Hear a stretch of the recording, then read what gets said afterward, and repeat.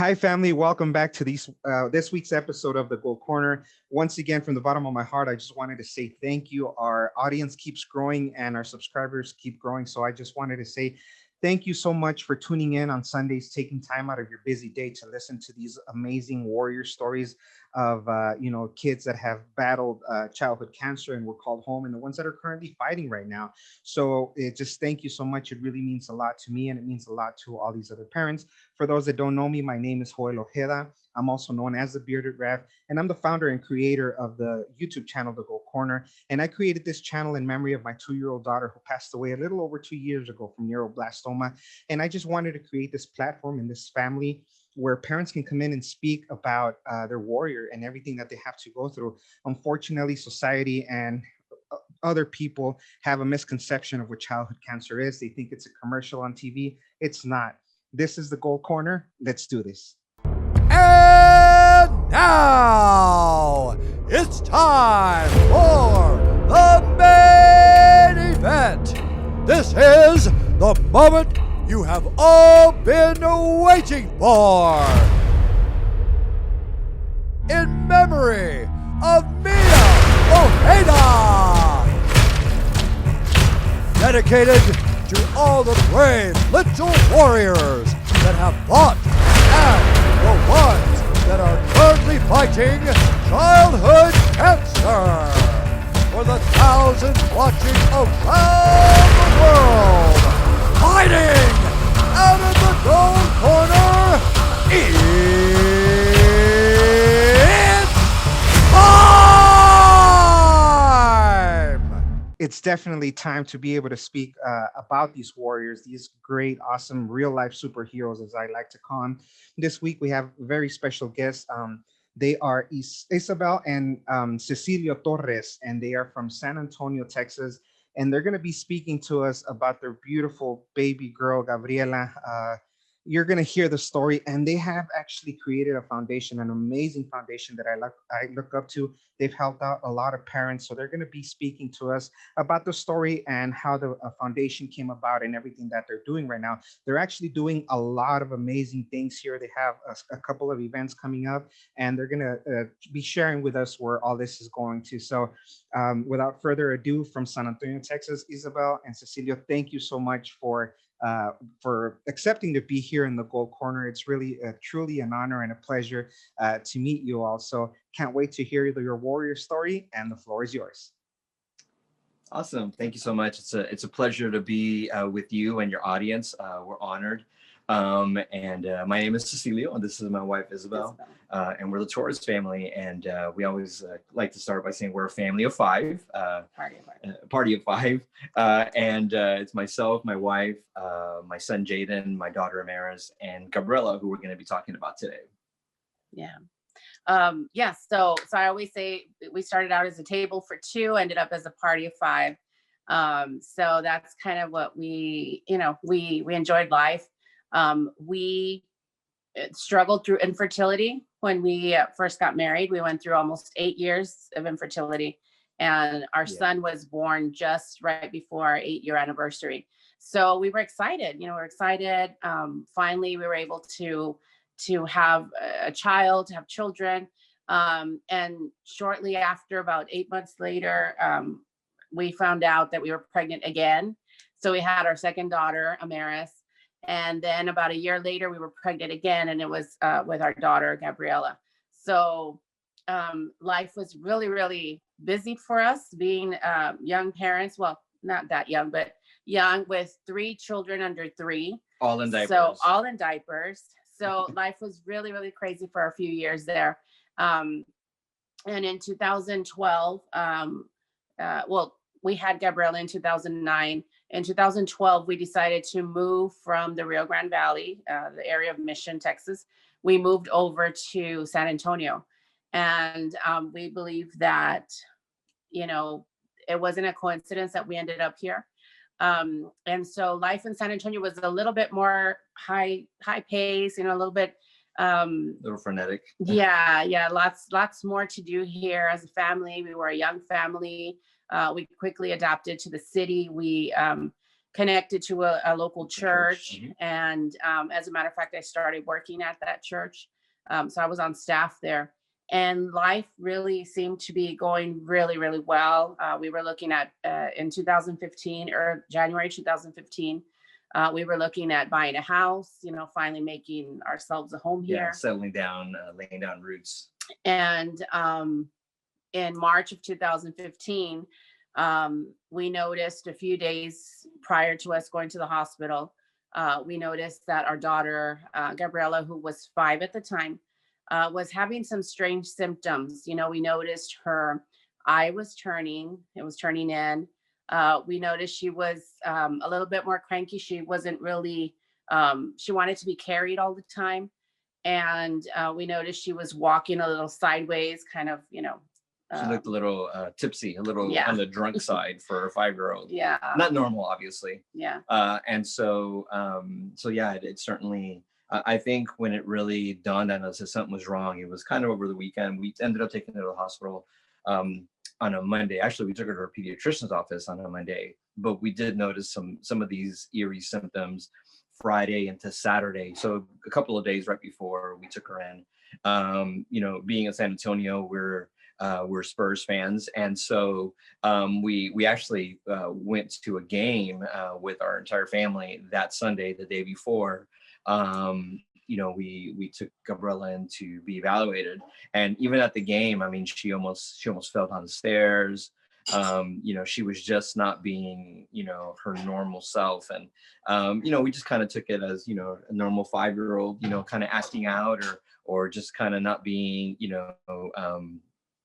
just not wanting to be at the game, or just a normal 5-year-old, how she's acting. Yeah. But little did we know that there was something, inside of her brain that was growing, that was something that was really, really wrong. So anyway, we ended up having to take her to the doctor's office on Monday. Sorry, just give us a second here. We have a loose dog on Yeah, we don't want it to knock down. So, Hold on a second. So anyway, so yeah. Yeah, we'll let her take. Can you take her, please? Yeah, there she goes. Sorry about that. Yeah. Kind of what happens in the Oh house. no, she's back.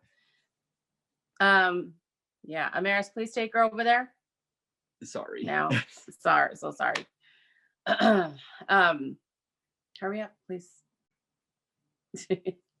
All right, so let's go back to. So we noticed some symptoms. Her eyes were deviating. She wasn't walking properly. She was kind of being very tipsy, and so it was a little concerning. We took her to her daycare that Monday morning. I dropped her off, and I came home very unsettled. I knew something was off. So I talked to my wife about it. I contacted her daycare, and they said, maybe about 2 or 3 hours into the daycare, something was wrong. They noticed that she wasn't walking properly. I quickly picked her up and made the decision to take her to her pediatrician's office. We thought about taking her to an eye doctor because I thought it was an eye issue, but again, something was just unsettling about it. So we took her to her pediatrician's office. Yeah, and I mean, being a nurse, my husband Cecilio's a nurse, and I knew that he had a feeling. He had a bad feeling about this, and so I kept pressing and pressing and pressing. What's going on? And I think in the back of his mind, I think he was trying to be a dad and not a nurse, but I think in the back of his mind, he knew that it could be a brain tumor. And sure enough, we met with the pediatrician. She examined her and brought in a neurologist, I think, that was there. And the neurologist quickly also knew something wasn't quite right. So they told us, you all need to go to the emergency room right now. So that's what we did. We went to the emergency room, and they were initially ruling out, some things. And so we went into the ER. They did a CAT scan on her, and after maybe about an hour after being there, the ER doctor came and said, this is a neurologist that read your CAT scan. And neurologist came in and he told us that Gabriela had a brain tumor. and that he thought that it was a pontine glioma. He said there's a mass in her pons. He said, we'll need to do an MRI to really confirm the diagnosis, but I think this is what it is. And so I had never heard of the particular cancer or the tumor that they were talking about. And then maybe about an hour after the neurologist came in, then an oncologist came in, and I'm like, whoa, time out. And why is there an oncologist, coming in? And, my mind going 1,000 miles an hour. My wife's asking me questions. We got friends that are with us. We have no family in town. And so it was very daunting for us to hear these words. And so anyway, the oncologist came in and said, this is what, I think this is what this is. I think it's a pontine glioma. Let's not rush into things. Let's get an MRI tomorrow. Let's admit her tonight. And then everything just kind of started hitting us, Well, I think the word they used was brainstem glioma. Yeah. Because I remember at the time, we had 2 older children that needed attention and care. So we decided to have Dad stay at the hospital with Gabriela. And I went home that night to take care of my children. And I did probably what you're not supposed to do. And I Googled brainstem glioma, and I found all types of stories and heartbreaking pictures. And my mind just started racing that night. I was home alone, away from my daughter and my husband. And I was just praying and asking God, let it be, what was the other tumor? I know that there's different types of brainstem gliomas, and there are some that can be removed through a highly skilled, surgeon. So I was just praying, God, please let it not be anything that can be removed. I was just praying, God, please let it be something that can be taken care of. And so the next day, send the kids off to school, went back to the hospital, and Gabriela had the MRI that morning. And by the afternoon, they brought us into a conference room, a big conference room, sat us down, child life specialist, social workers, doctor, nurse. That's not good. That's not good. We just called that room the bad news room, because every single time we were in that room, we knew it was bad news. It was bad news. Yeah. Essentially, they told us, that Gabriela had a tumor called diffuse intrinsic pontine glioma. So basically, it's a tumor that's not solid; it's diffuse. So it wraps around the entire pons, so it can't be removed. It's just too difficult. I mean, you can't take it out. It's almost like a spider web that wraps around the entire pons, which is essentially the central part of the brain. And it's like taking pepper out of sand. I mean, there's nothing you can do. So pretty much from that moment, the oncologist told us, it's terminal. So from that point forward, he said that this is terminal. And so I kind of, I know what that means. And so being a nurse, I thought, wait a minute. So the next words out of my mouth were, are you telling me my daughter's not going to live beyond this year? And he says, that's exactly what I'm saying. Your daughter will pass away this year. So that was an absolute, it was a blow. I mean, we had a normal child a day or two before, and now I'm sitting in a room with an oncologist telling me, your daughter is going to die. There's nothing you can do. There's absolutely nothing in the world that you can do. This is terminal. And so I didn't hear much after that. Although there were options and, to try to extend her life, to try to slow the tumor down. Palliative care. A lot of it was palliative, but nonetheless, it was something that, once we were able to kind of settle those words in. I mean, it took us about a day or two, and we said, okay, what do we got to do? And so we did take a trip out to Houston just to kind of test the waters and see if there's anything else that we could do. And there were clinical trials that we initially said yes to, but driving back home, we just thought, we felt uneasy about saying yes, to Houston. All of our family, well, our friends were here in San Antonio. We had laid a good 3 years of roots down here, and then uprooting here, San Antonio, to go to Houston where we knew nobody, was just, it was too difficult for an unknown clinical trial that, my daughter would be known as a number, not necessarily Gabriela. And we didn't go for that. So we opted to treat her palliatively here in San Antonio. And the palliative treatment was essentially just radiation for 7 weeks, and perhaps a trial of chemo, oral chemo.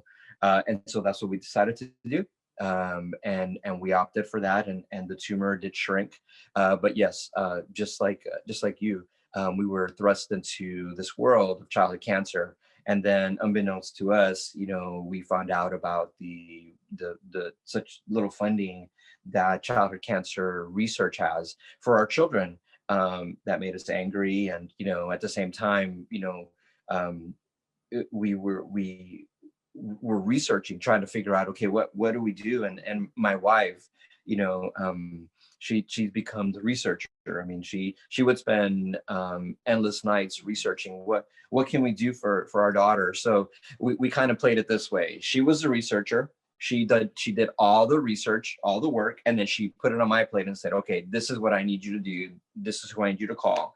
This is, and so being a nurse, I was able to contact, a St. Jude or clinical trials across the country, speak to other physicians, not only try to be a dad, but try to be a nurse and, use that to my advantage. And we did get some headway. But I mean, ultimately, in the end, it was just, well, it was not at the time, prognosis. at the time, all there were just clinical trials.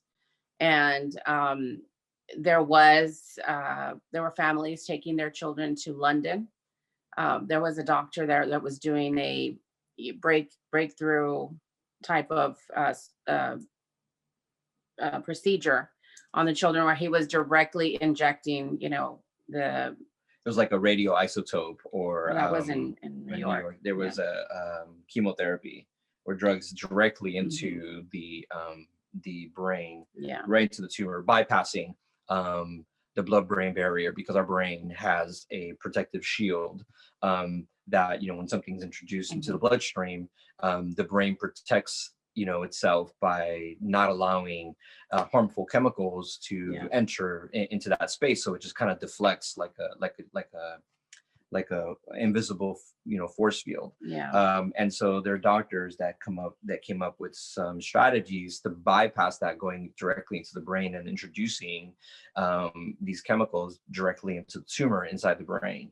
But again, those were just clinical trials, and there was no guarantee. And not to mention, we had to go to London, England, on our own dime, have to come up with the funds to pay for the treatment, to find a place to stay, uproot our family, Nonetheless, I must say that it was probably something that we were either looking at London, if possible, or going to New York, because that was a little bit more reasonable or attainable, that goal. And there was a trial going on there. That's why. And there was a trial that we knew would be covered. And so, but again, we were looking at having to travel, and it was a sacrifice we were willing to make.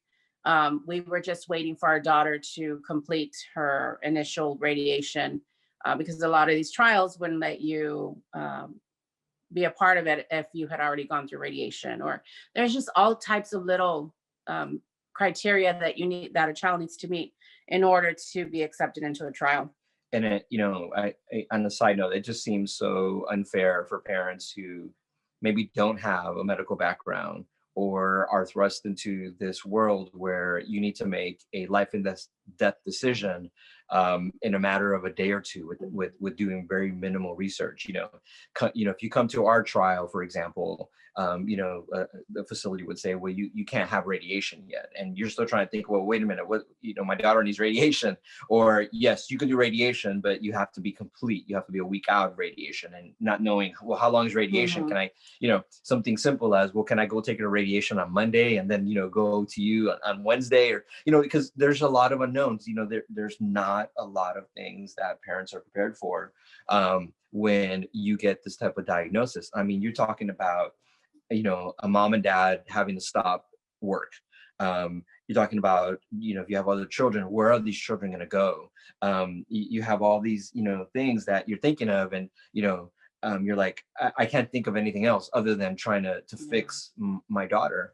And you're thrust into a world that is just so, it's devastating. I mean, it rips your heart out, because you're trying to do your best for your child, and it seems as though everything's against you. I mean, there's always something that you can't do because your child is this, or your child is that, or they're too old, or they're too young, or and it just seems so unfair. And you have to navigate these waters, and you have to try to figure out, and you have to make those decisions and live with the consequences, good or bad. So yeah. And so we just went with the radiation. She finished radiation. We noticed as the weeks went on, she was getting better. She started physical therapy, occupational therapy, speech therapy. Yeah. So when Gabriela got sick initially, within the 2 or 3 days, her speech began to slur, so she couldn't speak clearly anymore. And then eventually she ended up with she couldn't walk very well. And then eventually she ended up with paralysis. And we can talk about that a little bit later. But yeah, this tumor was just aggressive in its form, that just tried to take her all her motor functions away. Yeah, so we finished the radiation, and we could see that she was doing a lot better. She was able to walk again. She was even able to run again. And we were really excited, very proud of her. We went in to do the MRI in around June, early June. And the MRI, gave us great results. That was the only time I think we got good results or good news. It had shrunk 60%. So that was really good. We felt like this, it shrunk. Now we are going to move on to the next phase and see what. So in the meantime, we had already scheduled, or we had tried to schedule our Make-A-Wish trip to Disney right after her radiation was done. So we went during the month of June, went to Disney and had a great time, made wonderful memories. As hard as it was, we purchased a video camera. We made sure that we got good photos, and we tried to just really enjoy the time that we had as a family. It was the first time that we went to Disney, unfortunately. And it was also the first time the kids flew on a plane. Just a lot of things that we did that we probably wouldn't have done if Gabriela wasn't diagnosed with cancer. And as many parents would say, you would gladly not have done if it meant that your child wouldn't have cancer, right. Yeah, there's many times, on a Make-A-Wish trip, where, you're just escorted to the front of the line. I mean, no questions asked. I mean, that's I guess you call it the beauty of that, because your child, has a terminal illness. She's not going to live long. So, we were, bypassing these massive lines. And I remember kind of, leaning over to Isabel. We were being, we had Gabriela in a wheelchair because, she could walk, but just for the sake of not having her walk, just moving around quickly. And I remember leaning over to Isabel and I said, I would give my life to switch places with somebody that's standing in line for 3 hours. If I knew that my daughter was going to live, longer. Yeah. And I would gladly give up this VIP lane right here just to stand in line. And to this day, going to some places, you stand in line and think to yourself, I would gladly, you see a parent struggling with a child in line, and you need to stay still. We're going to get there when we can. And I to myself, I'm thinking to myself, I would gladly trade places with that individual if I could. So so with the IPG, there's essentially 3 phases. There's the diagnosis phase, and then there's the honeymoon period, and then there's the decline phase. And when we were in Disney, we were in the honeymoon phase. You want a napkin or something? No, Sorry.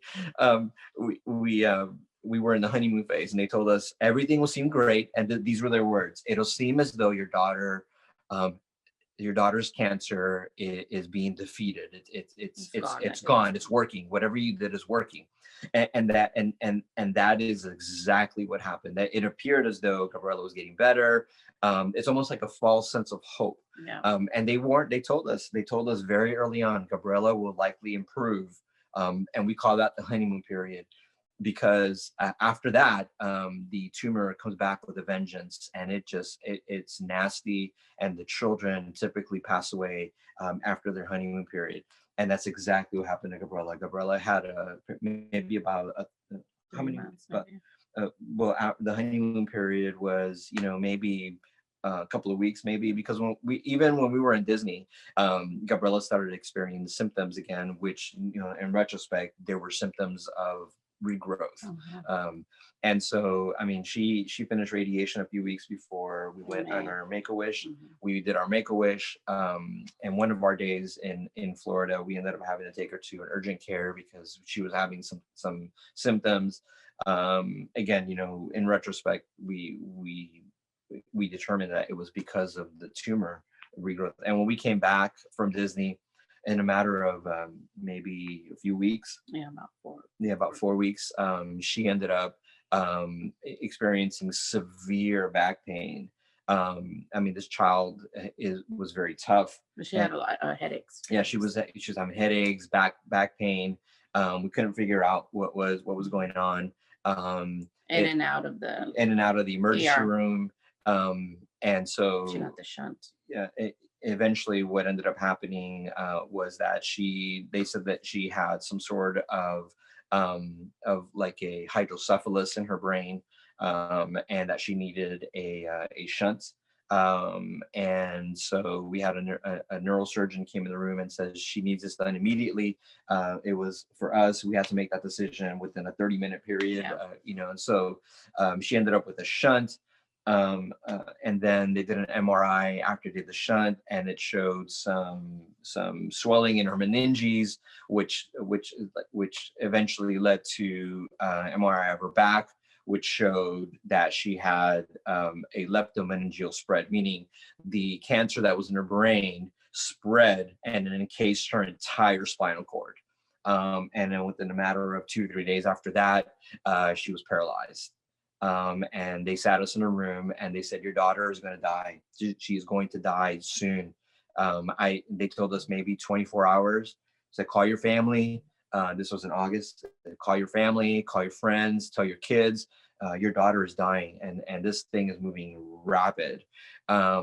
We ended up doing an emergency radiation to her back. They said, listen, we could try emergency radiation.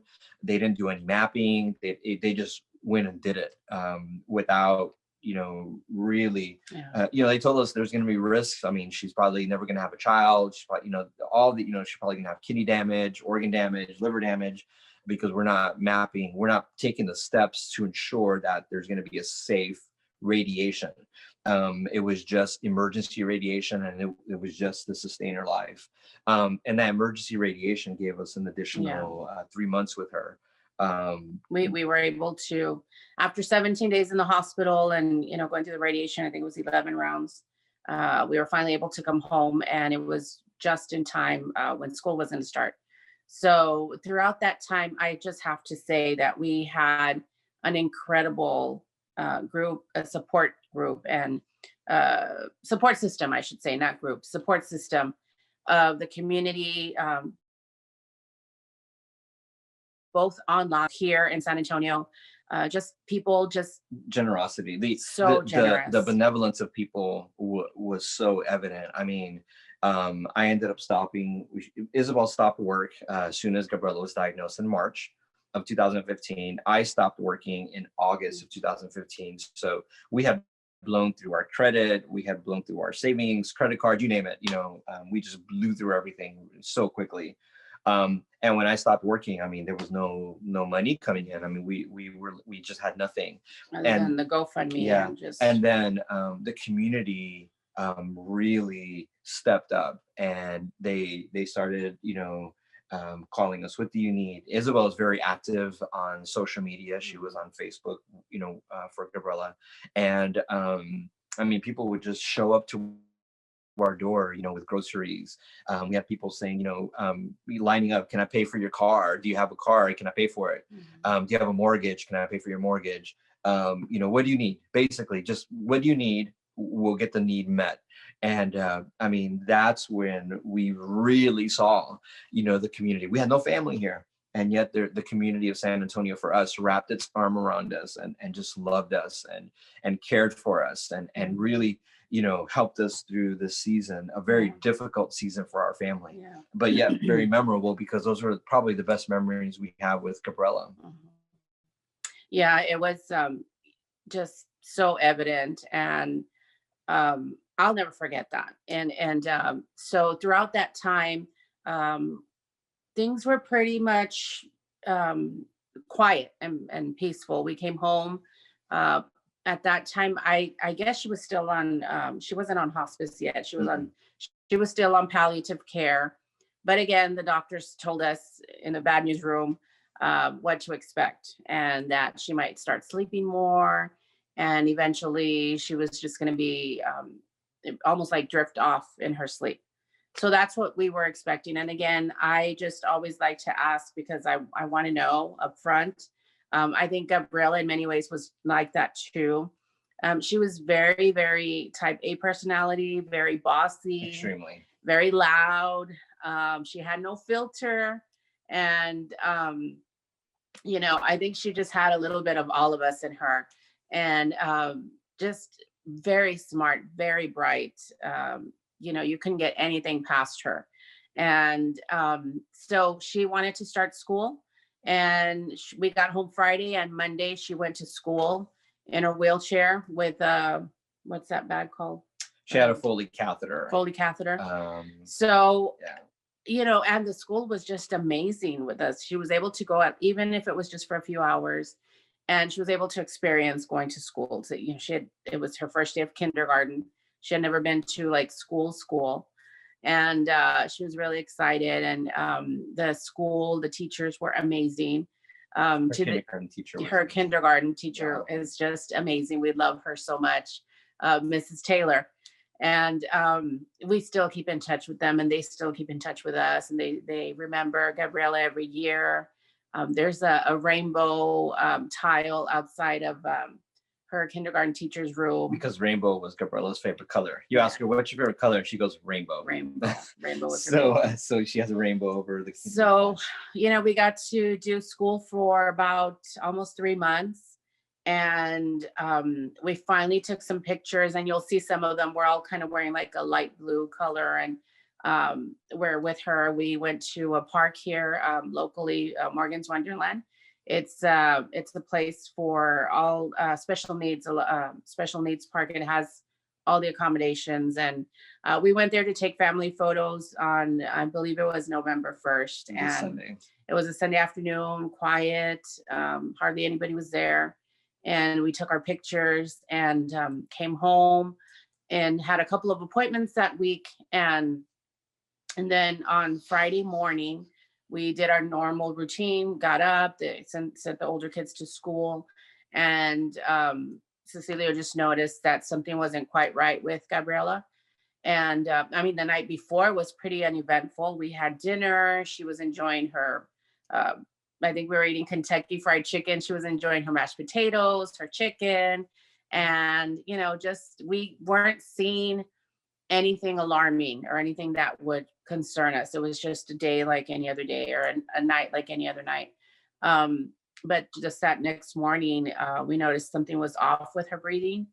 And I always tell people that it's, when a child cries a lot and then they're afterwards, the way they breathe, That sigh. that little sigh they have, she was doing that. And I knew he was worried because he wasn't saying much. And sure enough, we called the doctor, the palliative care doctor, the nurse. The nurse came to see her, evaluated her, called the doctor.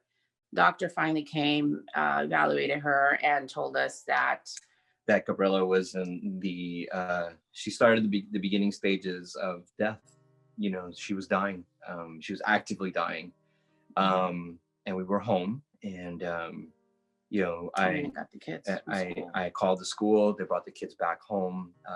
We made Gabriela a DNR. We weren't going to take her to the hospital. I mean, we felt there was, Isabel and I discussed it, and we felt like, we don't want to put her through that. Yeah. And I mean, I know what that is because I worked in that, Yeah. And so we didn't want to put her through that. And we just felt like, whatever time we have left, we're going to spend it with her. Yeah. She was not very alert that day. I mean, she said a couple of words early that morning, and that was pretty much it. Everything else was rough. I mean, it's never, it's not normal for parents to see their child actively dying. It's just not. It's a very ominous sight. And I mean, if you have children out there, seeing them actively die and you have no control over it, you can't do anything. That is the absolute worst feeling a parent can ever have. And I pray that you never have to go through it.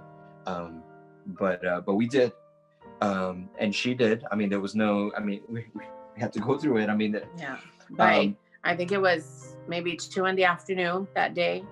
I was in the kitchen with a nurse or somebody, signing the DNR forms, because you have to have a witness there. So we had some church family that was there with us, signing the DNR while Dad's up there taking care of her. And it was ugly. It was ugly. And as the afternoon progressed, night progressed, we had whatever family could make it come and just say their goodbyes. And it was, it was a difficult night. And so, our children had to say their goodbyes. And, our children at the time were 9.5 and 8.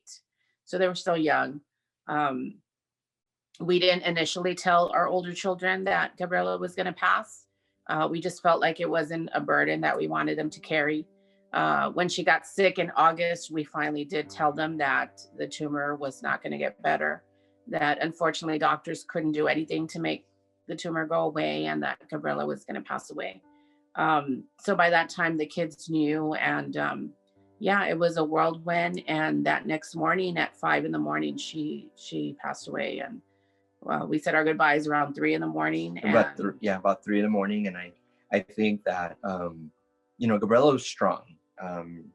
And actually, we've named our children because we struggled with infertility. It was a joy for us to have children, and so we're Christians, and we're Bible believing, and so I actually named our children based on kind of the season of life we were in, and the miracles that we received having children. And so when my son Jaden was born, Jaden means God has heard. So it means God heard our prayer for children. So that's what Jaden means. That's our firstborn.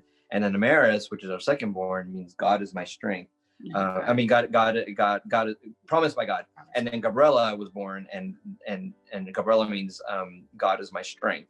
And that was the strength that we were going to need, I believe, for what was going to, the battle that we were going to encounter with her. And so we, that morning, about 3 a.m, Isabel and I, we noticed things were shifting. Her breathing wasn't as heavy. It wasn't as fast. We could tell, I mean, she had a lot more pallor, and without being very descriptive, we sang to her, and, I remember kneeling down next to her, and you know, I told her, you know, Gabriela, you know, you fought the good fight, you know, it's okay not to fight anymore. And, you know, as a dad, I mean, that is the hardest thing you can do. I mean, because you feel like you're giving up. You feel like you can't save her. So I told her, Gabriela, you fought the good fight. You know, I told her, you don't have to fight anymore. And I said, it's okay to go home to be with Jesus. Just, you know, don't fight anymore. It's done. You fought. And I remember, you know, earlier in the week telling Isabel, no matter what happens, you know, in the end, we're going to win. Because for us, you know, just, you know, when, in the end for us, God wins. And so, you know, I think that she always took her cues from me, always. I never told her she was dying.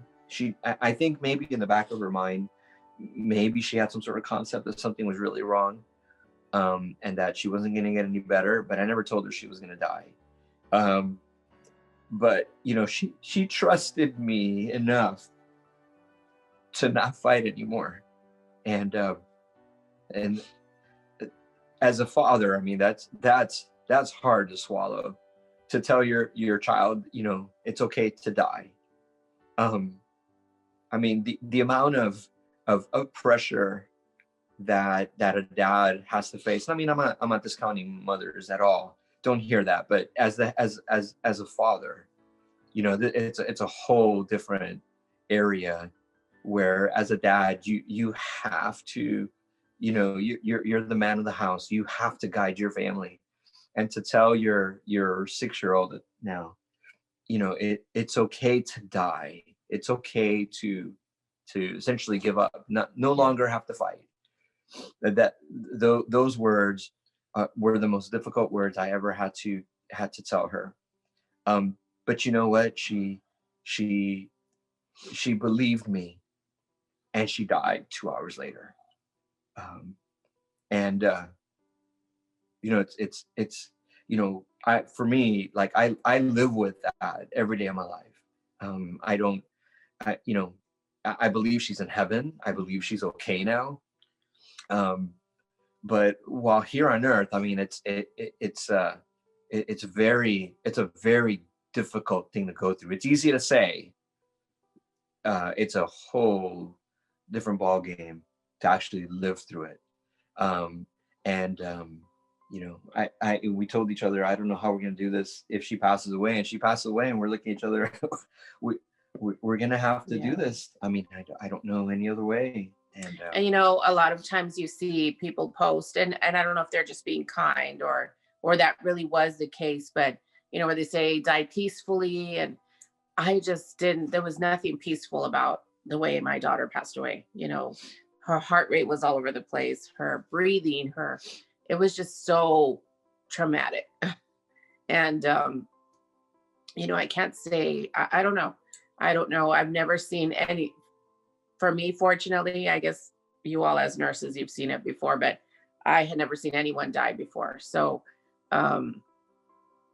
it's just very traumatic. And but I will say that about a month before she passed away, we were sitting there one morning. I remember Cecilia was making breakfast for us, and I was sitting there next to her. We had a sofa with little recliners, and so she was sitting on one side and I was sitting on the other. And she says, you know, Mommy, I had a dream last night. And so I told her, okay. I said, what was the dream about? And she said, I had a dream that you and Daddy had lots and lots of money, and that you were giving it to people that needed money. And I kind of repeated what she said so that Cecilio could hear what she was saying. We had never told her anything about anything. Like, she didn't know that there was nonprofits out there that were helping us during that time, that were sending us checks to pay our bills, to pay. I mean, we would tell her, we started our Facebook page to keep everybody apprised of what was going on. And just to have a place where we could post updates for friends and family. And at the time she had, over 2,000 followers, and, she was really excited about that. Sometimes she would tell us to share things on her Facebook page, and, just things like that. But we had never told her anything about that. Cecilio and I privately had spoken about, what are we going to do moving forward, whether she lives or not. Do we want to do something? Do we want to do more? Or do we, and the conversation also came up, or do we do nothing? And just try to forget about it? Do we just, is cancer no longer part of our vocabulary? Mm-hmm. I mean, we had a daughter and she died from cancer, and that's about the extent of it. And I think for us, we had actually, when Gabriela was diagnosed, we talked about it, and we determined that Gabriela's story was going to be public as opposed to private. I mean, there's some families who we know of that privately went through this and didn't want this shared at all. And so we just felt like it was something that we needed to do publicly. But it's not necessary. I mean, for me, I'd rather go private. I don't like anybody knowing my business, but I felt like that was going to be necessary because there's other families that will be going through what we're not the only family that's ever going to have a child with cancer.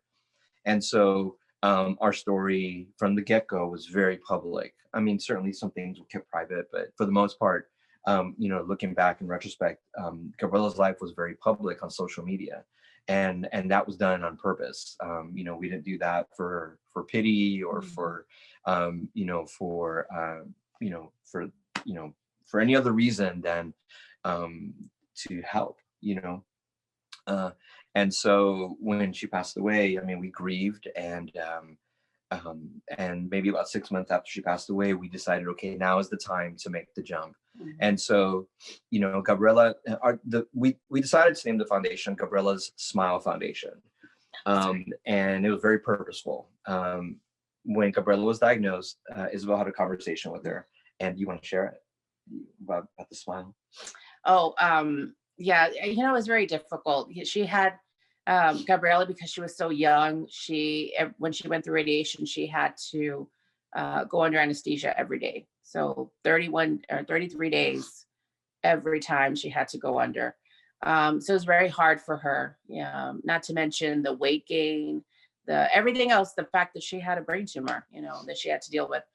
So I remember always trying to take pictures. As most moms, we are obsessed with taking pictures of your kids and your family.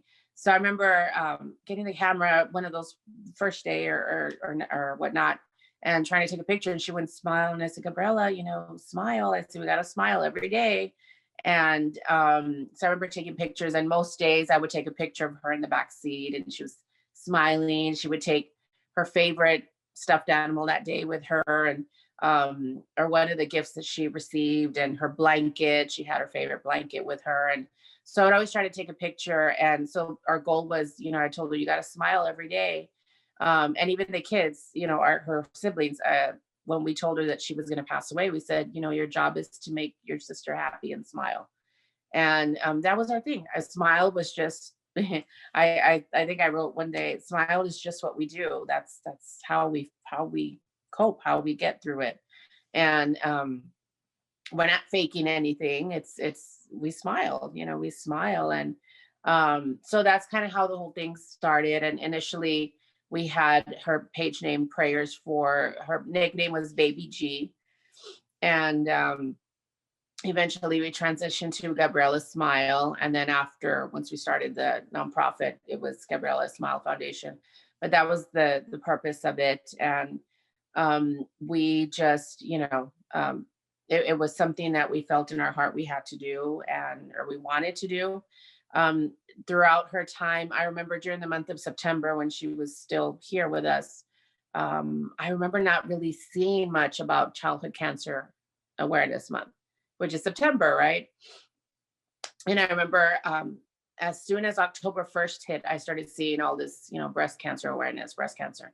And I got on the phone and started sending emails to some hospitals and asking them, why did you not post anything about Childhood Cancer Awareness Month last month?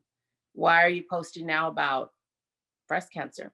And just kind of wanting to hold them accountable. Like, how is this possible? You know, Childhood Cancer Awareness Month is in September. It is underfunded, and you're not posting anything about it. And we need awareness. Yeah. We need awareness.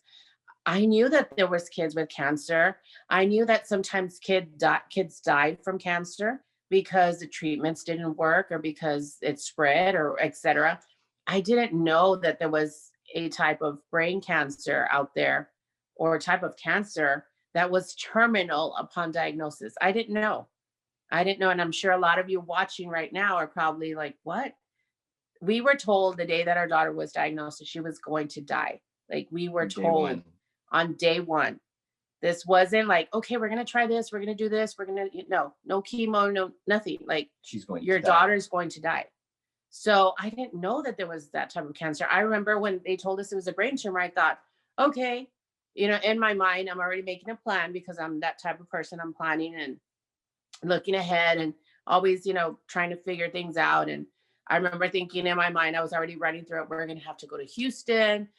She's going to go through chemo. She's probably going to lose her hair and, all this stuff. And then the next day they tell us, no, it's not that type of cancer. You can't take it out. There's nothing we can do.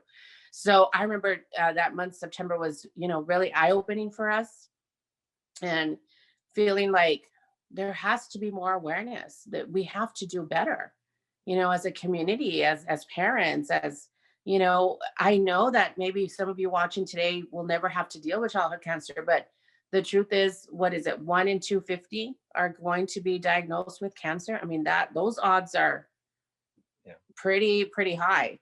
So, so through the foundation, once we started, our purpose and our goal was to give money to other families that needed money. Yeah, and so financial assistance. So there's a lot of foundations like ours that choose to opt to give towards funding research, and we do as well. But that wasn't our goal. Our focus. We encountered financial loss, and so how we witnessed the benevolence of a community was through finances. I mean, people giving to our family. So we thought, what a perfect way to give back, because we're firsthand. We experienced this firsthand. We know what it's like to lose all of our funding and not be able to pay for things. So we thought, that's what we're going to do. We're going to start helping families financially. And we're going to give it in forms of grants, like what we were helped with. And so that's where Gabriela's Smile Foundation was birthed. And I think that's where Gabriela's dream of mommy and daddy having a lot of money came from. And so for us, I mean, it's been very, I think we've coped.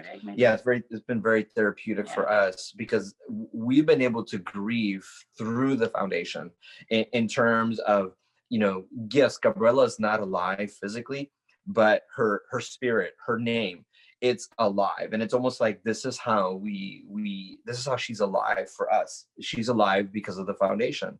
And so I'll never forget her celebration of life service when she passed away. Our pastor, I always forget if he may have said this publicly, but I know he shared this with me privately. Now my job is to take her 6 years of life and extend it all of my life. So her short life of 6 years is now going to be part of my entire life. So her 6 years is going to be expanded throughout my life and probably beyond.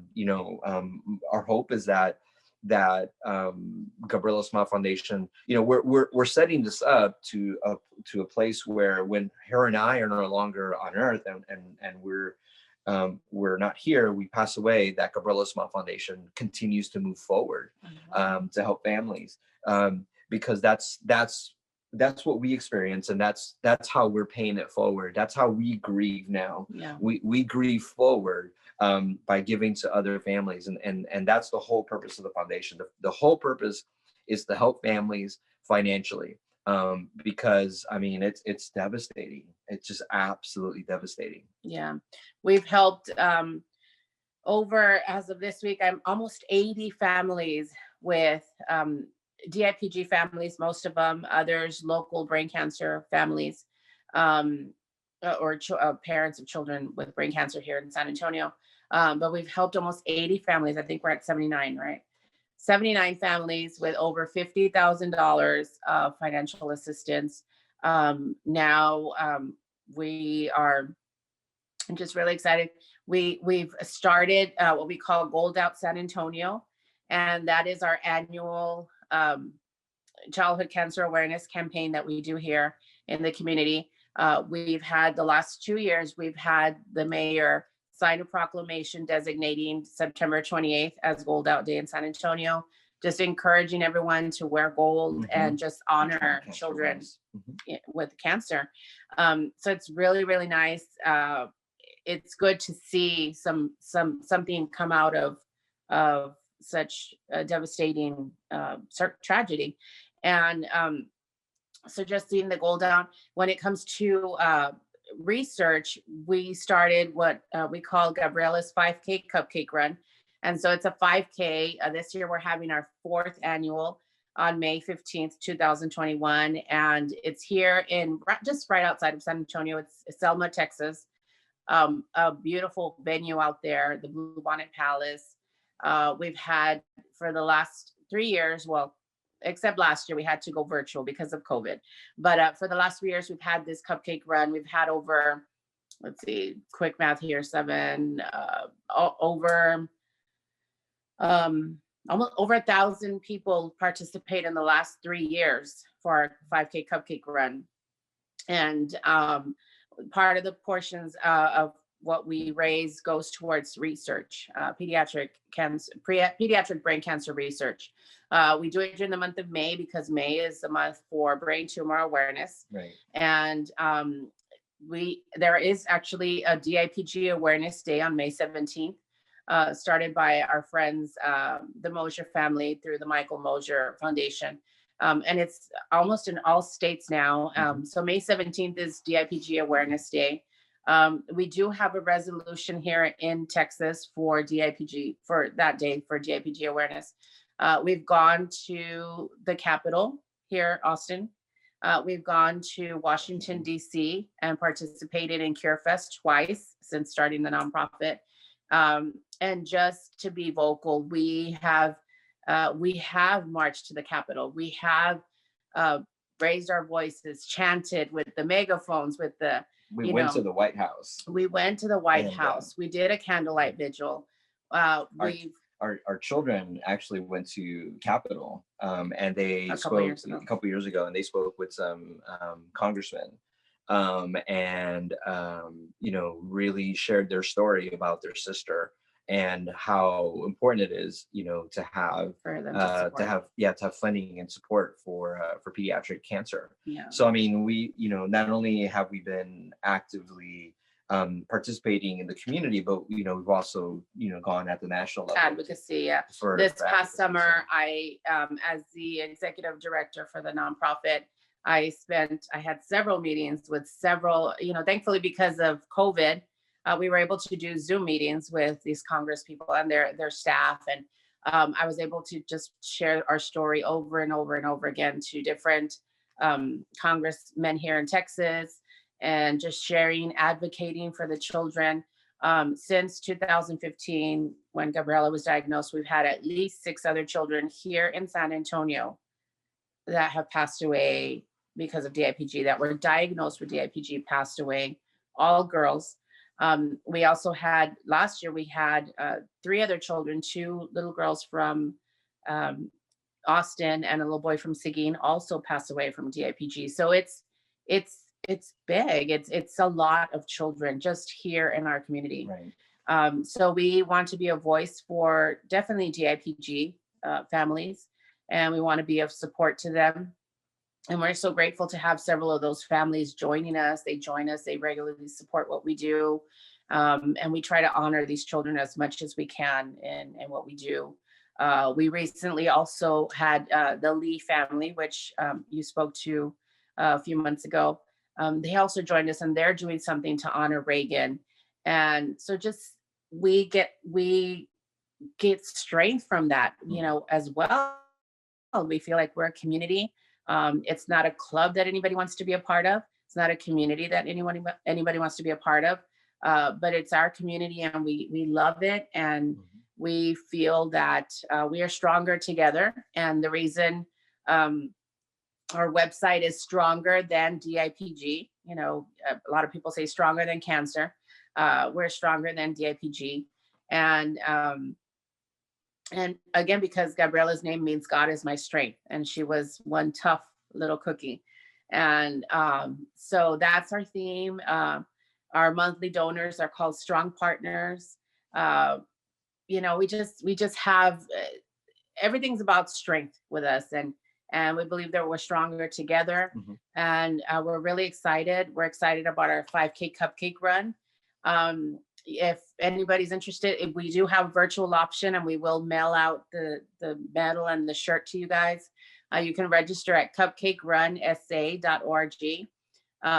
Right now, the fee is $25, $30 if you're doing virtual.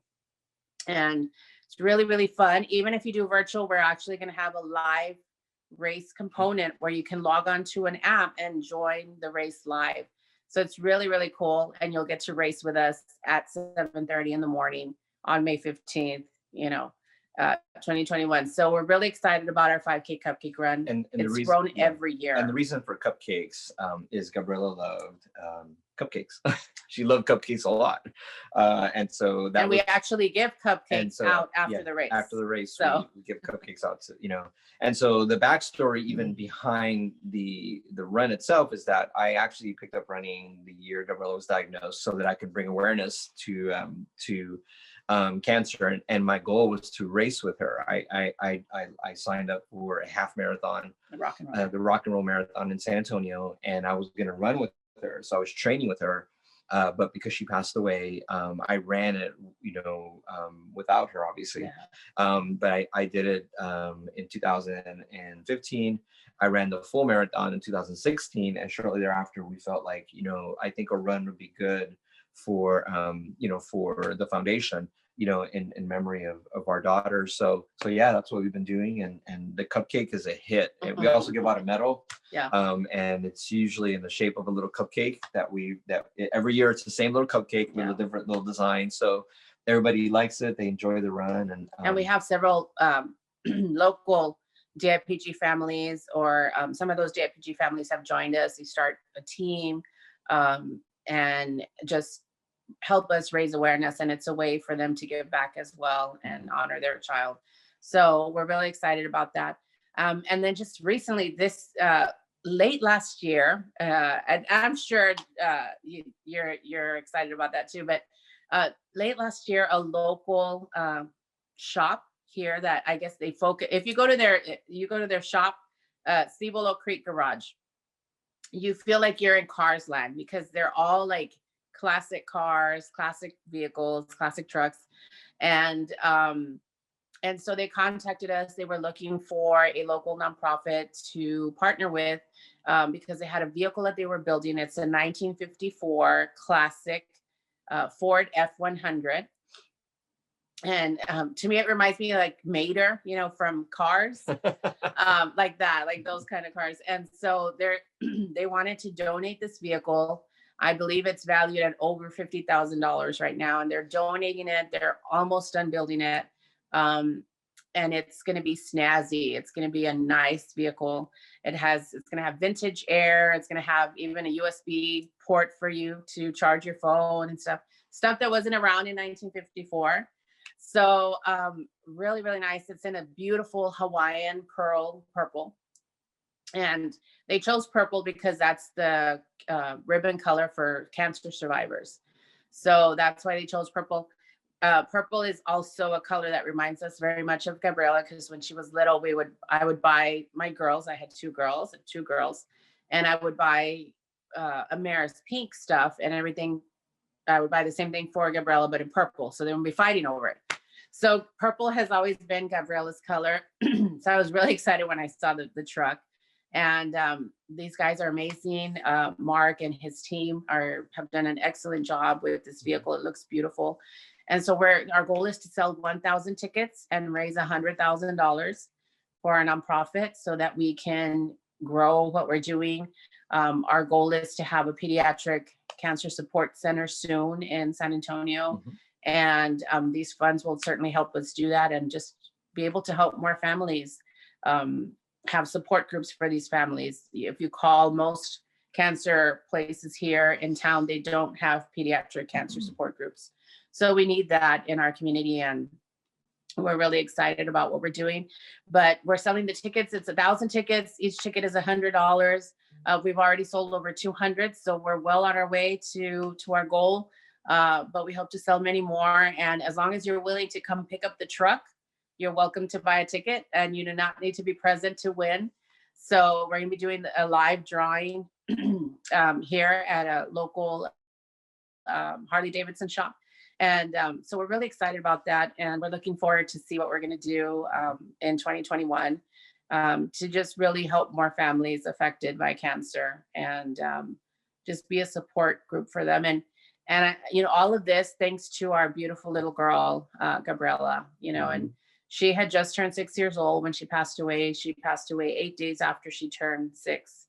And, she had a whole life to live ahead of her, and cancer cut that short. So we're thankful. We're thankful for her brother and sister that sometimes, not so willingly, but always support what we're doing and are willing to meet some of these warriors. And so like Isabel and I, we call ourselves the co-founders of the foundation, because Gabriela, if you asked her, she said she always liked to tell people what to do.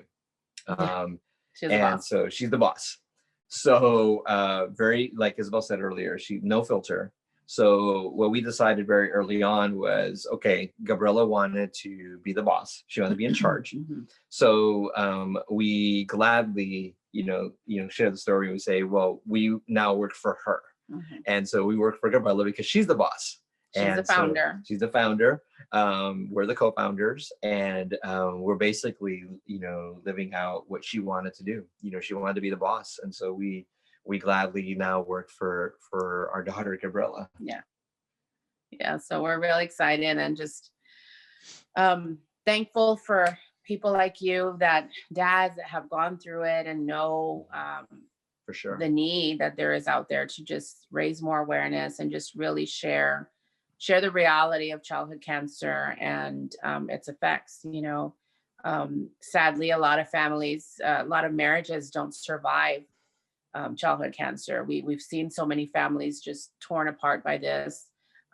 We've seen parents pass away because of this, either because they were sick and frail, or sadly due to suicide. And we've seen it, and it just breaks our hearts. And we continue to work hard at what we're doing together, and as a marriage and as parents, trying to parent 2 children. We know that we're not the parents we were before 2015. We're different now, but our goal is still the same, to be the best parents we can be to our children. Absolutely. And just help make this world a little bit better. So but thank you for letting us share our story and share our tears and our sad moments and our happy moments, and letting us share Gabriela. It's always very it helps a lot when we get to share, so No, and just thank you both, Isabel, Cecilio. Thank you so much for sharing your warrior story. As I mentioned, and I have a couple of questions right now, but it is healing to share your warrior story, and I don't know how many times you've been able to share it, but thank you for allowing the Gold Corner for you it to be a platform for you to share her story, and even some personal things. So thank you so much for that. Just a lot of things at home for parents that have been through this situation like we have. You were saying something right now, Cecilia, that you told your baby girl that it was okay. It was okay to let go, that she had finished the fight, and those things for parents that have not gone through it are extremely difficult. I before prior to both our daughters being diagnosed, it never crossed our mind to ever say that. No. I remember being in the hospital, and when Mia was in her last couple of days, I took her mom and we went to a room, our bad news room that we had in Yeah. Fort Worth. And I remember just sitting down and saying, okay, we're about to, you know, we're about to pray the most difficult prayer we've ever had to do. And that is that we have to give our daughter back to God. Yeah. I go, and we just have to be obedient, and as she says, we can't play tug of war.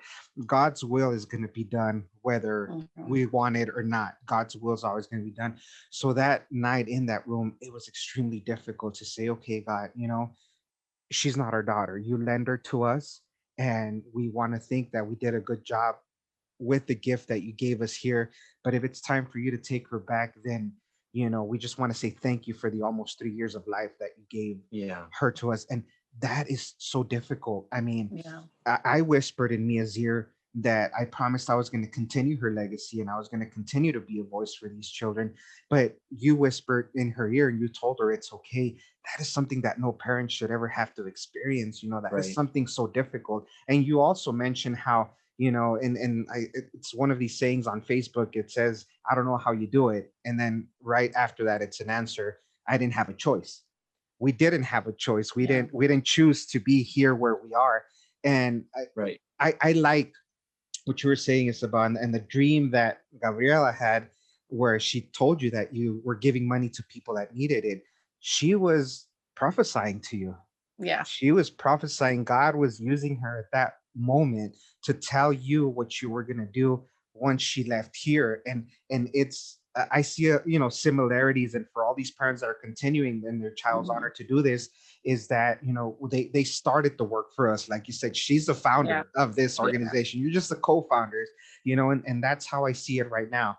I always, throughout her whole battle, I was always saying, okay, well, she has a ministry and she doesn't even know she has a ministry, but Mhm. she just started that ministry that I have to continue. Yeah. And it took me a long time to be able to speak about it because I was not emotionally ready to Mhm. be able to share her story. But this is where we are now. And we, like, again, like you mentioned, there's two options. We could have done nothing. I could have said, okay, cancer was a part of my past and that's it. Yeah. But the more you read into it and the more lack of funding, it's like, no, we have to be a voice for Yeah. these children. Because if they don't have a voice, and a lot of new parents are going through this, and it's just extremely difficult. So I have a couple of questions for you all. I know that you all are Christian, and your faith is what kept you going. My faith is what kept me going. And for people that know my story, I told God, no matter what you toss my way, I'm going to continue preaching your word, and I'm going to continue to preach about your miracles and Mhm. all that. And not 2 weeks later was Mia diagnosed with Mm. cancer. Wow. And Wow. that just resonated in my head to where it's like, the Holy Spirit was telling me, remember, you said you were still going to preach. Remember, you're still good. Yeah. And I did. And as difficult as it was, and my faith was, shaken. My faith was rough. Um, but again, there's a higher purpose for all of this. So Mhm. my two questions for you is, how did your faith help you to be able to get past all this? And the other question that I know that Gabriela has two older siblings, and I know it's affected them. And we have a lot of families that I can't relate to because Mia was and continues to be my only child, but there's a lot of families that do have other children. So Mhm. what has helped you all to help them? What hasn't helped? And what advice would you give to other parents that have other children that are going through this? What would you be able to tell them? What kind of advice would you give them? Yeah. Talk of the faith. All right. Sure. Well, there's two things. Well, for me, when Gabriela was diagnosed, I remember I was washing the dishes and I was just praying. I was simple prayer. I was saying, God, can you somehow, you know, give me the cancer and let her live, as any dad would do, any parent would do. And I never forget, he said Psalm 118:17 to me. And so I immediately went to my Bible and I looked, and Psalm 118:17 says, surely you will not die, but live, and you will proclaim what the Lord has done. And so I thought to myself, she's going to live, And so I went to Isabel, look, I got a promise from God. She's going to live.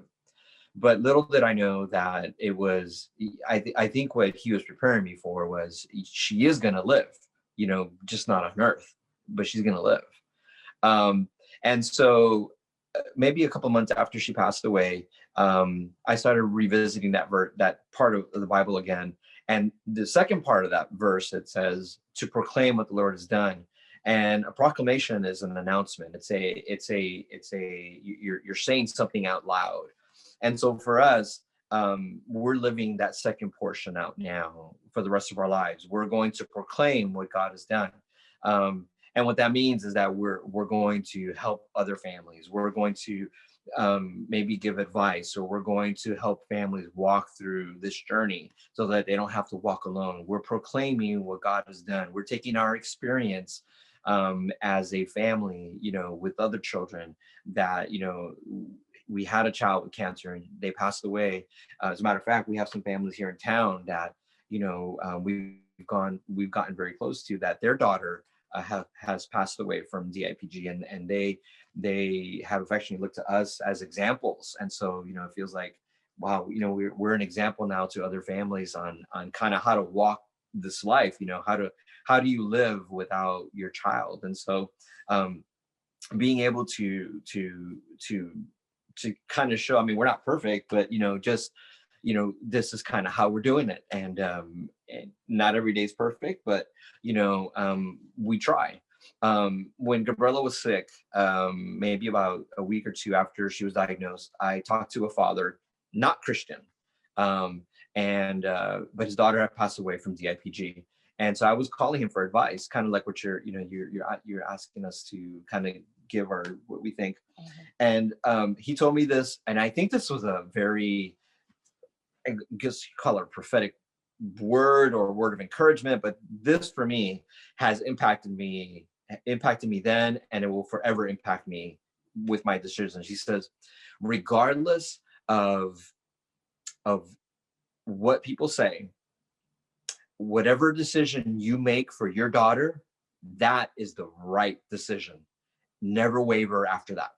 And so that gave me the comfort to make the decisions as a family, as a father, for Gabriela, regardless of the outcome, because I felt confident in that decision. And I think for parents, whatever decision you make for your family, stand on that decision. You're going to get advice from Uncle Joe, Tio Juan, cousin Berta. You're going to get it all. And when it comes right down to it, what decision are you going to make? And whatever decision you make, you stand firm and go, this is the decision, that's final, and I'm confident in it. And you move forward. Yeah, that's good stuff. I don't know. I guess with faith, well, with like the kids too. Yeah. So parenting children, I mentioned earlier that we're not the same parents that we were before 2015.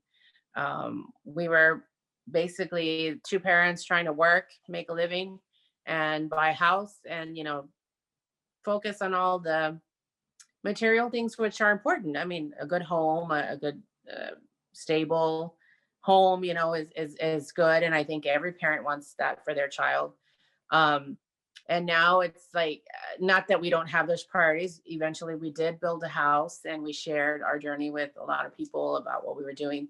And so now we have a home for our children. But I think more than anything is just, it's hard for them to remember their sister. It's been 5 years now. Sometimes it's hard. We'll talk about things. Our son remembers a little bit more than our daughter because she was younger. But every night before we go to bed, we always say goodnight to Gabriela, and she's still part of our goodnight routine. They say goodnight to her. Every time I see a memory pop up on my phone, from Facebook. I'll share it with the kids, and and we'll talk about it. So we very much talk about Gabriela all the time. But I think as a parent now, having lost one child, you really just are more focused on what's important. Right. And I told somebody this week, because they said, oh, we're going to have just a little small party for our daughter who's turning 3. And, it's at least it's something. And I said, you know what? I told her, I said, don't worry about having a big party or not. I said, "Oh, your child is 3 years old. She's not even going to remember." But I said, you know what? She is going to remember who was there and who was there for her every day. So it's like changing those priorities, making sure like it's not the big party that's the important focus. It's that you're there, that you all are celebrating her, that even if it's just mom and dad, grandma and grandpa, then that's it, but who was there is more important than what we got or what we did or what kind of cake or how big the party was or how big the party bags are. It's just focusing on what's important. Mm-hmm. And what's important is, we've had Christmases that are great Christmases, and then there's Christmases where kids are lucky they got what they got, but we always try to focus on what's important, and family is everything. It really is. Totally. And so that's what we're trying to instill in our children as parents, that to focus on family and on loving each other and being together. And we're also, I think, I just told Cecilio this yesterday or today, I spent so many years, the last 4 or 5 years, we've spent trying to get the kids to build resilience. I tell them all the time, I said, you guys are at an advantage to a lot of other kids. I said, you all have already gone through probably the worst thing that a sibling can go through. You lost your sibling died. And that's really, really bad. There's other kids that might lose their grandparent or their tío or tía, but you all have lost a sibling. Not many children. I mean, I haven't lost a sibling, and so I try to help them build resilience on that. I feel like that's an advantage because you know what, as they're walking through life, and let's say when they're older, they get their first job or they get fired or they get told that they're not going to get the job that they wanted. Or like my daughter, she auditioned for something. She doesn't get the part. It's teaching them that sometimes, as much as you want something to happen, it just doesn't sometimes. And it's okay. Like you're going to be okay regardless. Mm-hmm. So I think that's an important lesson that we're trying to teach our children, on being resilient, on not giving up. Okay, if that didn't work out, what else can we do? Or what can we do now? How do we solve the problem? How do we, just practically, just trying to have them grow up to be, successful adults, and know that as bad as the tragedy is, or as bad as the circumstances, it's not the end, and it's not final. Like there's always a way that you can grow from it, and that you can do something good from it, right, no matter what happens. So that's, I think, something that we've really tried to focus on teaching our children, and I hope we're doing a good job at it. But that's our goal, to just help them grow and develop that resilience. I think that's the word. Yeah, and I think you both are doing an amazing job. And for me personally, I told you guys this off camera, and I'll tell you right now, I look up to both of you for everything that you're doing through all of this, for your great foundation. I look up to what you guys are doing, and Gabriela is extremely proud, and she's smiling from heaven, and just having a blessed up there with my little Mia, and Yeah, just seeing everything that you guys are doing. Cecilia, you mentioned something that also got to me. When you said you were you would see, go to the front of the line, and you would see other families waiting with their children, and you would trade places, in a heartbeat. And initially, when Mia first passed, the thing that would get to me was when parents would say, "Oh my God, I have to sit through another boring recital. I have to go through another boring soccer practice with my son, and oh my God, I have to go pick them up from daycare." I'm like, you have no idea what I would do to go sit through a boring dance recital if that meant my daughter was still here. And right. and it's the little things that you see now, and the little things that that would bring, just joy again, is to be able to have your babies Yeah. here. So what advice would you give to parents that have perfectly healthy children? I thank God that we've had actually, a big audience of people that have, reached out to me and say, Joel, thank you. My child's not going through cancer, but just hearing these stories has made me appreciate my son, my daughter a little bit more. Thank you for opening our eyes. And I have a lot of people now on Facebook that are tagging and posting more than 4% when their children are perfectly healthy, and That's that awesome. is exactly what I want to do, is just to be able to Right. bring that type of awareness. So for other parents that have perfectly healthy children, what advice would you give them?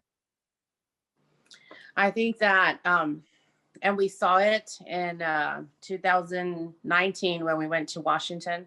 Um, Amaris and Jaden, DIPG is not hereditary. It's not something that they would ever, be at risk of getting. Um, so I would consider them healthy. But I was really impacted, and I know that they were very impactful when they went to speak to these congressmen and their staff, about to share their story and just telling them, we want you to support this. I think it was the Kids First Act that they were advocating for, and just sharing their stories. So I think if you're a parent right now and you have never been impacted personally by cancer, by pediatric cancer, that's amazing. I think what you could do, and what I would love to see, is more children involved. And, there's to say, nobody says no to a little kid, when you have a little child come in, do you want to buy a candy? Do you want to buy, nobody says no to them. And I feel like the best advocates would be children. Who better to advocate for children, for more funding than children, um, there's this commercial that, well, if I'm a kid, and if I say it's good, well, then it's good, right? Because it's a little kid. Kids are picky. Kids don't like healthy stuff, right? So it's true. Like, I feel like, as children, that are healthy, and the best way they could do is get involved somehow. I think it's something that we've tried to do with our foundation as well. Try to get kid advocates. Never underestimate the power of being an advocate and being a voice. But I think if we could have more kid advocates to join, whether it's the Gold Corner or us or Alex's Lemonade Stand, or those big organizations out there as well, you can be a part of it and do something. Have a lemonade stand, have a cookie sale, especially during September. I would love to see children come up with innovative ways to spread awareness during the month of September. So definitely, if you're a parent and you're like, I don't know what to do, I mean, other than donate or volunteer your time, I think a great way is to help your child become an advocate and speak out on these issues. The best time, I think, would be September during Childhood Cancer Awareness Month. Yeah, I totally echo that. That's amazing. Yeah. I think having children advocates are great. Okay, and Cecilio, one last question for you, brother. Sure. What advice would you give other dads? I know there's a lot of dads that also watch this, and as a dad, we have to be, the strong ones for the entire family. And I know we tend to bottle up a lot of emotions, and to me, that ended up just biting me, because I bottled up a lot and I ended up exploding at the end. But then again, I was trying to remain strong for, Mia's mom, for all our other family. But what advice would you give other dads that are new to this journey, that are going through this journey? Well, I mean, I think, first off,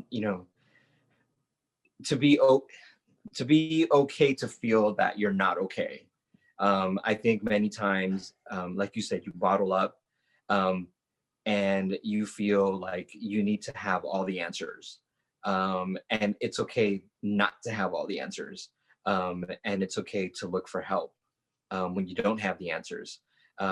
I remember, I have a good friend who's probably 20 plus years older than I am. And I think if he sees this, he'll know who I'm talking about. And he says, if you ever need anything, he says, you can always come and reach out to me. Even though he didn't go through what I went through as a father, losing a child.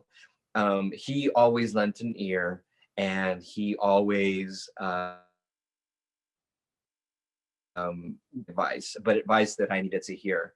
I would call him and say, "Hey, man, I'm struggling with this." Even though I was going through my journey with Gabriela, I would tell him I'm struggling with this, and he would give just such great advice. I mean, I'd even talking to Isabel, talking to your spouse, not being afraid to tell your spouse, "Hey, I'm dealing with this. I'm struggling with this." Your spouse will understand. They won't browbeat you and say, you need to know the answers, because I don't know the answers. And, I think that the team combination worked very well for us. But yeah, you cannot bottle it up. You have to look for help. A second set of ears is better than your own. I mean, you have to know that you can't do this on your own. You can't. You will suffer if you do.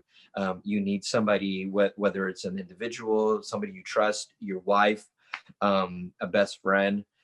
You need to feel safe that you can ask the questions, or go to them and say, "I'm not okay." And I still have that. I mean, there's still days where I'll tell her, I'll tell her, I'm just not okay today.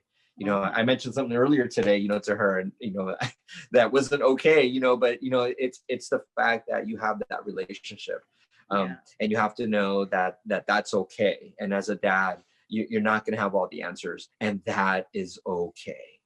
And something that as a dad, and I've seen dads like you and a few other dads start like an online group, or even as a mom, I think we went to a local Brave Men group, and none of the parents had really lost a child to cancer. It was different reasons. Some were adults, some were, one was suicide. It was just different reasons. Parents that lost a child for different reasons.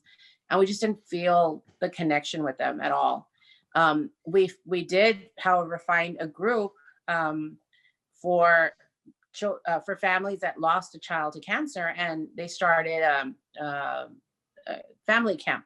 So every year we look forward to that family camp, and so we've been able to bond with these families. They've lost a child to cancer. They know what it's like, but more than anything, online. You can always find online, groups where you can just vent, and others will understand what you're going through. So whether it's finding a mentor, somebody that you can talk to, or even an online group for dads, I know they're out there.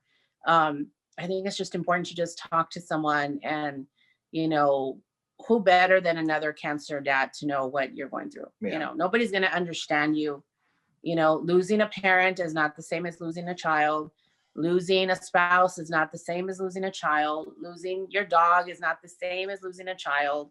It's just not. And I'm not trying to be rude or offensive or anything, but it's just not. So when you find that other person, for us, it's one another. I lost the same daughter that he did. But I know that not every family is like ours. Sometimes the parents aren't married, or they're not, together. And so you might not have that relationship with your spouse where you can just go and talk to them, or the child's parent. But I think that, again, finding another dad, reaching out to guys like you that are just willing to be open and willing to be an ear, listening ear, reaching out. I mean, you guys can reach out to my husband here, and he'd be happy to help. Absolutely. But make sure that you talk to someone. And yeah, you have to. I mean, you can't go it alone. And if you do, it's going to be rough waters. It really will be. And I know I'm talking about. And so you need that extra person, for sure. There you go. Well, Isabel, Cecilio, thank you so much. Thank you. Thank you for sharing beautiful Gabriela's story with us, and thank you for allowing the Gold Corner to be able to share this as well. For the family that is all these families that are watching out there, to our new audience, this is who we are. This is us. This is we're as real as it gets, and we're trying to be as real and as honest as we possibly can. This is the Gold Corner. This is it's Gabriela Smile Foundation. We are a family. We're a broken family, but we're broken together. And that's what I like to say in every show. So Thank you all so much. I am going to be leaving the links to the cupcake run and also for the drawing for this awesome truck. So Yeah, yeah, I'll leave those links here in the description. And I'm also going to be tagging both of them whenever I upload anything dealing with the story. You can reach out to them if you have any questions about, the foundation. Go in there, talk to them, especially, the people in Texas, not necessarily in Texas. If you want to donate, if you want to become a partner to Right. this great organization, you can reach out to either of them. I'll be leaving, like I said, all the links to the Facebook pages, to the web pages that they have. So, and I just wanted to say thank you. Thank you so much for taking the time out of your busy Sunday to be able to listen to these stories Mhm. and to be able to hear the stories of these great warriors. So thank you so much from the bottom of from the bottom of all our hearts, everybody that's been featured here. It feels good to talk about our warriors and to talk about what these children went through and what we're doing now to continue the legacy of our children. Remember to Right. live each day to its fullest because tomorrow is not promised. Let's Right. pray for your family, pray for your city, pray for your state, and let's pray for this nation because now we need it more than ever. And just remember to hold on because we're almost home. God bless you, and we'll see you next Sunday.